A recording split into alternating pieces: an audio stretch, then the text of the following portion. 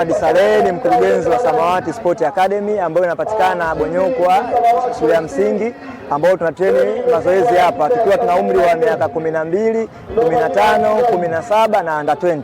Mimi pia ni mwandaaji wa mashindano haya Mariatabu Super Cup ambayo yametusaidia sisi kualika timu kutoka sehemu mbalimbali ambao zimekuja Bonyokwa. Kama unavyoona hapa watu wamekuja ni wengi na mwitikio ni mkubwa sana, na mashindano haya yana faida kubwa sana kwetu sisi hapa mtaa wetu wa Bonyokwa, kwa maana tunapata wachezaji kutoka sehemu mbalimbali ambao wanakuja katika mtaa wetu, na kupitia watoto wetu wanajifunza kupitia mashindano haya hapa.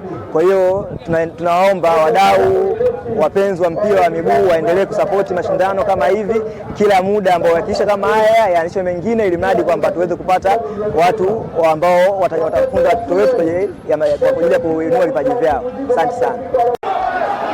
Anaitwa Shabani Mariatabu, ni mwenyekiti wa serikali ya mtaa wa Bonyokwa. Leo tarehe 11 mwezi wa kwanza 2026 tunahitimisha mashindano ama ligi ya Dr.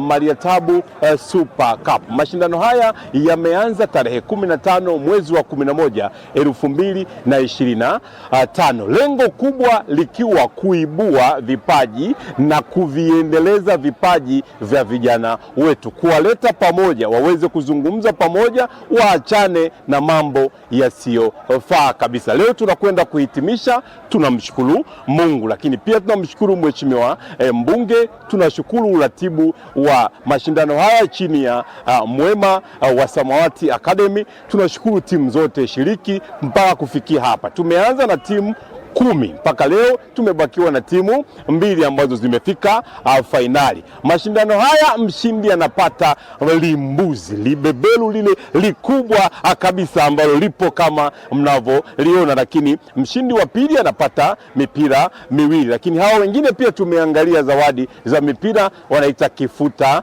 jasho. Kwa hiyo niendelee kuwashukuru wanabonyokwa kwa kushirikiana nami katika jambo hili kubwa kabisa.